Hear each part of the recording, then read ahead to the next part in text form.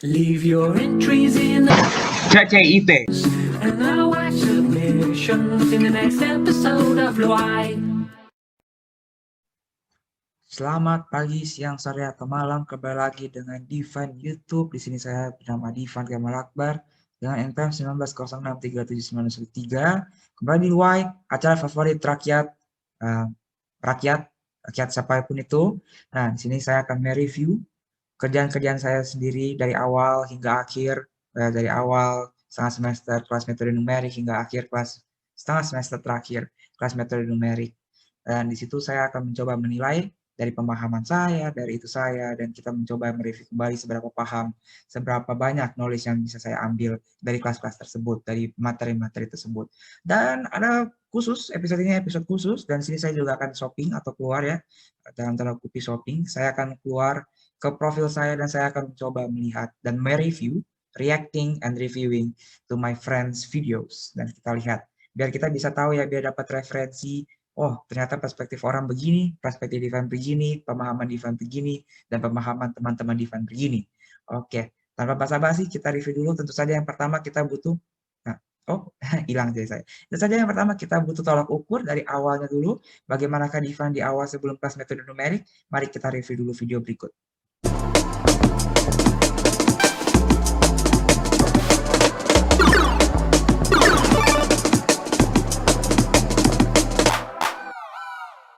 This is Divan. He is a rather peculiar young man. We watch as he sits alone, contemplating to himself. He is obviously troubled by something, yet I'm unsure if we ever find out what that is. But what are you really seeing here? Well, he has an interesting ponytail. Stylish. Reads engineering-related books. Nerd. Uses hand watch everywhere. Must be organized. Wears shoes indoors? Jeez. Soon, all that character changes when he met numerical method. With no prior programming knowledge, he found himself awoken in this class, learning a lot. But what did he learn? Did he learn enough? I rate that review 10 out of 10. Nah, karena sekarang kita sudah tahu Divan dari mana di sebelum kelas metode numerik ini, mari kita review the other materi. Kita mulai dari, sebentar, let me share my screen. Oke, so the first materi kita mempunyai second review kita akan mereview tentang apa itu simulation OpenGate Valve ya pada awal semester ini. Ini saya buka save di Softsheet-nya langsung. Kita di-introduce kepada aplikasi ini, aplikasi keren. Ini dari Indonesia. Di sini kita bisa mengimpor geometri. Jadi kemarin itu pada mahasiswa itu disuruh untuk mengimpor geometri tersebut, jadi bikin geometri, terus men-set sekian dimensi-dimensinya, habis itu bisa men-set boundary-boundary-nya dan mengimport men-set simulasi apakah ini compressible, apakah ini viskositasnya berapa dan segala macam. Ini apa gitu. Dan ini bisa kita run, ya bisa kita run, kita masukin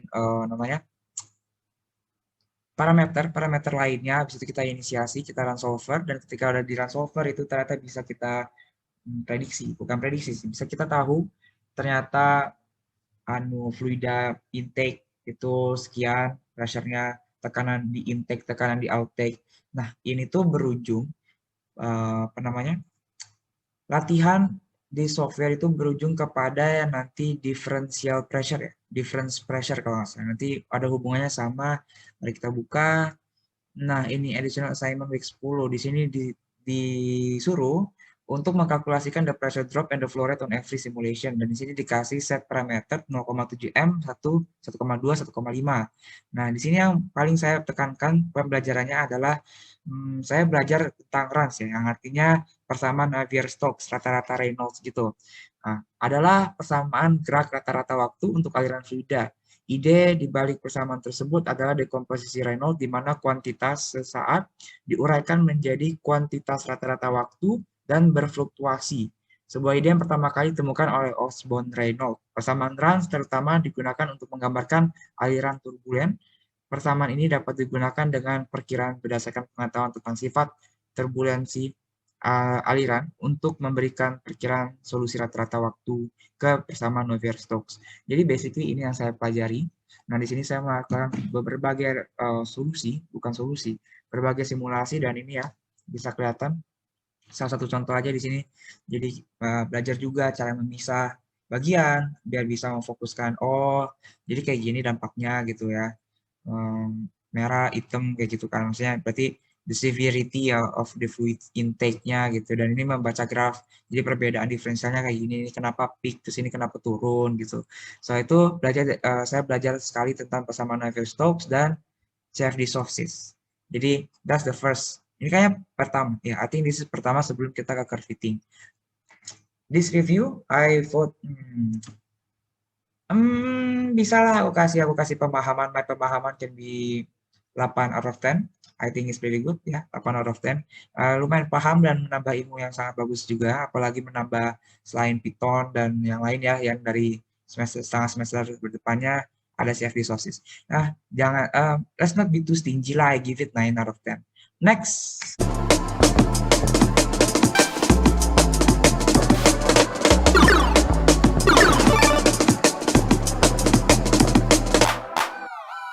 Review.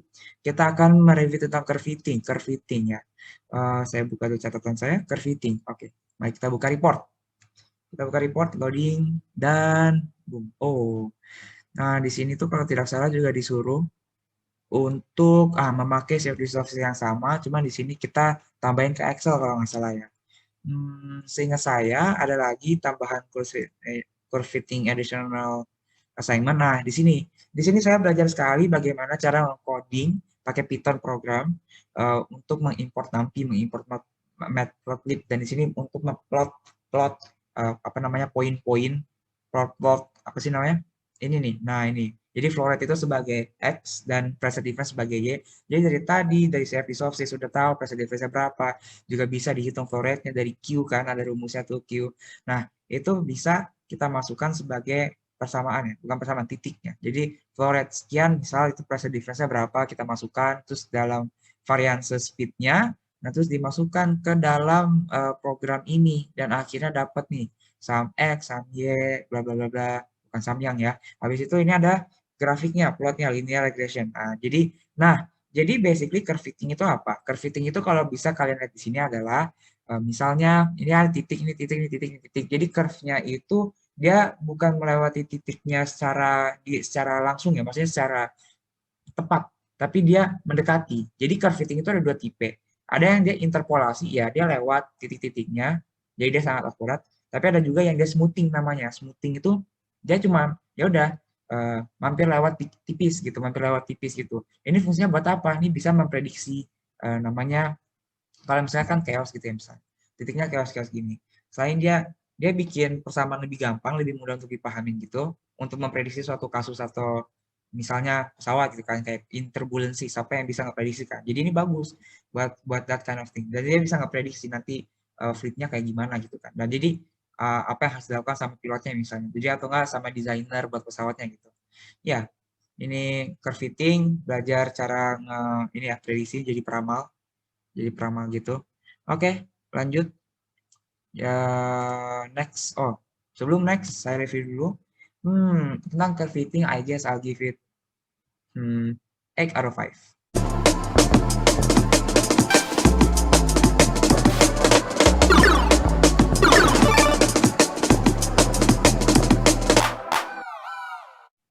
Out of 5. Oke, perfect. Nah, lanjutnya di sini ada simultaneous algebraic equation, kerja kelompok. Nah, di sini saya bersama Devandra dan Noval. Mari kita react kepada video, tapi mungkin bisa di skip ya. Oh, ini belajar tentang indirect method, direct method, perbedaannya. Ini kalau tidak salah Devandra bagus sekali ini menginformasikannya. Langsung saja review, Devandra. Saya kasih 9 out of 10. Wow, very good. Bagus banget. Jadi pertunjukan, bahkan ada contohnya, gitu, ada example-nya. Nah, di sini saya memahaminya. Lanjut. Mungkin kita speed up. Nah, di sini Oh, ini adalah programmingnya. Ini programmingnya. Pas itu kita diberikan programming dan disuruh menjelaskannya kembali ya. Kalau tidak salah saya mendapatkan ininya, algoritmanya kalau tidak salah ya. Atau bukan. Tapi ini Noval ya, Noval. Oh ya, bukan berarti. Ini Noval yang menjelaskannya. Dan penjelasannya cukup bagus, kalian bisa cek di YouTube-nya Noval sama Devandra ya. Kayaknya mereka punya channel, mereka punya video, shout out to them. I give Noval the explanation 9 out of 10 as well. Very good. Ya, jadi dia ini punya aku yang paku di belakang. Kita bahas ini soal kalau nggak salah. Wah, sayang sekali ya ini 3 orang tidak on cam. Ya, mungkin kita akan turunkan 1 nilai. Oh ya, ini solve-kan. Ya. Nah, langsung aja konklusinya mungkin ya. Jadi apa yang saya pelajari dari sini. Nah, saya kan kebetulan dapat nih suruh latihan soal gitu kan. Nah, berarti tentu saja saya tentu saja harus nyari jawabannya, berarti harus belajar kan. Saya baca-baca buku. Nah, saya tertarik banget sama yang Cramer's Rules. Ini Cramer's Rule dia memakai kalau nggak salah saya mengaplikasi Cramer's Rules di contoh soal ini. Kalian bisa lihat juga YouTube ini berarti sebelumnya, video sebelumnya karena sebelumnya paper. Nah, jadi saya menjelaskan di sini kan tentang piston dan Cramer's Rule itu apa? Sebenarnya dia mathematical process gitu. Yang buat ini dia pakai kalau nggak salah ya sama dengan A kali X gitu kan. Jadi di mana matriksnya itu kita masukkan ke matriks X, terus habis itu kalau mau mencari X-nya tentu saja A join kali Y. Nah, terus X-nya itu dimasukkan nanti di programmingnya bisa dimasukkan berarti kan A per A matriks A, 1 per A matriks A, jadi dalam kurung, jadi misalnya A join Y gitu. Bukan, A join-nya keluar kan, jadi A, Y tambah A, A2, Y2, dan sebagainya macam kayak gitu kan. Nah, ini kan karena banyak nih. Nah, ini kan karena 3 set kalau nggak salah, 3 piston. 3 piston, terus ini ada 3 algebraic equation. Nah, itu di simultaneously kita solve. Nah, ini saya kebetulan dapat ini. Itu yang saya pelajari paling krusial, Cramer's Rule. Cramer's Rule. Ya, lumayan tongue twister ya, tongue twister. Nah, di sini saya mensolvekan secara analitikal, habis itu dimasukkan ke program kalau nggak salah. Nah, ini programnya dan hasilnya dalam bentuk matriks ya itu hasilnya. Ya, terus dapatlah ya kan kita hitung value-nya. Oke. Ya, I read this pemahaman. I don't want to be high again, tapi ya lumayan paham. Tapi oke lah. I did have something yang masih belum dipahami, kayak maksudnya kayak the differences between direct and indirect method. Menurutku masih kayak, agak masih mikir-mikir gitu, masih belum bisa nggak distinguish. Dan if I want to approach the questions, masih juga belum bisa nggak distinguish mana method yang lebih bagus buat simultaneous algebraic equation ini. So I'll give it a 7 out of 10. 7 out of 10 di sini.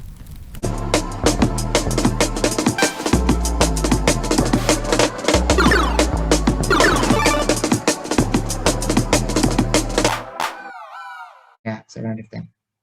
Oke, next up is the final project ya. Ini kalian bisa lihat ya, saya merubah apa namanya? Merubah topik. Tapi langsung saja, mungkin kalian bisa cek video ini ya, udah ada di YouTube.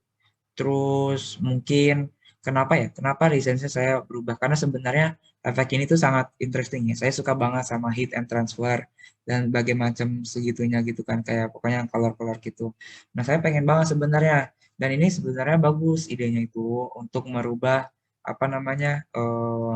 Bukan merubah sih, energi manajemen gitu. Jadi mengoptimisasi sebuah sistem HVAC ini di Jakarta. Jadi kayak gedung-gedung Jakarta itu biar lebih efisien gitu, biar mereka tidak mengeluarkan biaya tambahan dan energi tambahan. Mereka bisa ngeoptimisasi nih. Jadi kontrol HVAC sistem mereka itu biar lebih dekat gitu kan. Jadi kalau misalnya mereka udah panas nih sistemnya, mereka butuh air panas gitu kan. Atau air dingin lah, atau apalah pokoknya butuh sistem buat AC misal gitu kan. Kalau misalnya ternyata sistemnya udah mendekati gitu, udah berjalan efisien gitu kan. Tapi tiba-tiba cuaca di luar jadi berubah gitu, misalnya berubah jadi butuh pengendalian, tapi sistemnya masih memakai tadi kondisi ketika dia nggak hujan. Nah, jadi kan ada sedikit buang-buang energi ketika hujan kan lebih dingin gitu. Nah, itu kan membuang energi, padahal udah ada kondisi luar hujan, dingin, tapi di situ masih memakai masih mengcooling dengan the rate yang sama, harusnya kan lebih turun kan, karena ada dingin, jadi dingin juga bisa terdampak. Jadi bisa dioptimisasi itu sebenarnya. Tapi ada 7 variabel yang dimana in 2 weeks I would have never able to find it gitu ya. Apalagi datanya sangat kenceng. Pas itu masih Senin, jadi saya sudah selesai Senin. Nah, so ya, jadi akhirnya, tapi masih menarik juga karena di sini saya optimisasi aeromodeling aircraft airfoil. Nah, di sini di final project ini saya benar-benar explore banyak hal yang tadi dari HVAC sampai air modeling. Ini kayak sesuatu yang benar-benar I really want to go into deep more, dan I think it's something that I really want, I really understood gitu. Nah, I give this, I don't want to say 10 out of 10. I know that not everything is perfect, but ya, bisa dibilang maybe 9 out of 10, 9.5 even. Karena I think it's saya benar-benar sebelum kelas ini tuh nggak paham sama sekali tentang ini, dan sampai up to this point saya bisa menganalisa dan akhirnya bisa mencoba attempt that one. That's the really hard one, but I guess we can see that in the future. Siapa tahu nanti ada rilis dari Divan, video atau paper atau apa gitu kan, di mana tentang HVAC ini.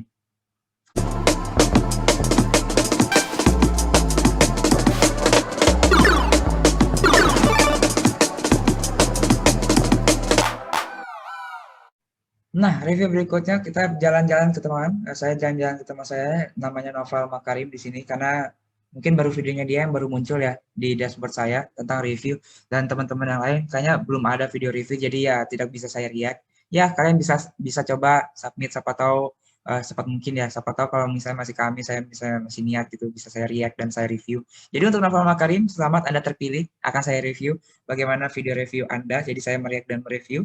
Oke, kita coba belajar ya dari orang, apakah ini videonya. Ini dia, share komputer. Hubungan antara data discrete yang dimiliki. Suara saya, dan definisi ini mirip dengan interpolasi. Jelas. Wah, ini namun bedanya adalah fungsi pada interpolasi. Oke, jadi sendiri ada beragam, dan untuk metode yang gue pelajari selama di kelas PADAI adalah metode least square.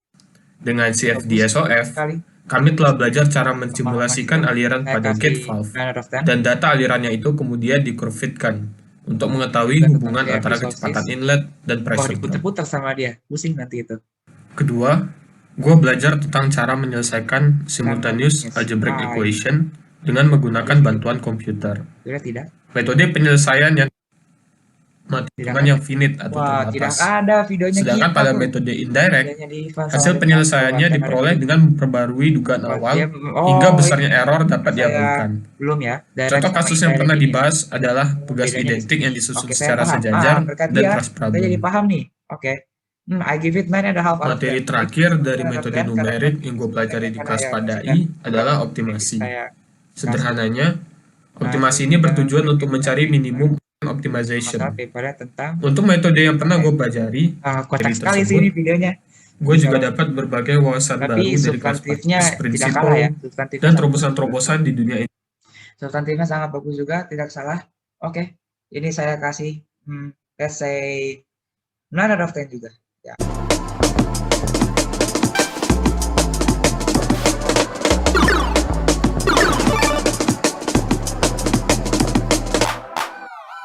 Oke, setelah kita mereview, saya sendiri dan teman saya, satunya saya akan mereview yang terakhir kalian tentang filsafat, mungkin tentang consciousness, reality, dan sebagainya macam.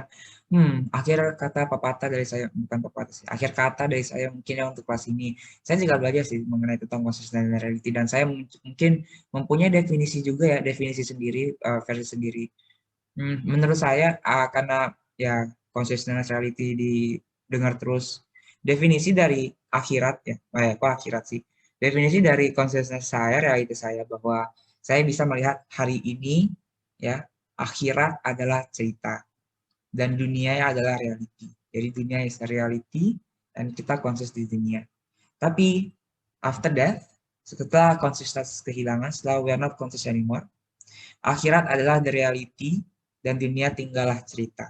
Oke, akhir kata dari saya, Divan Kamal Akbar pamit.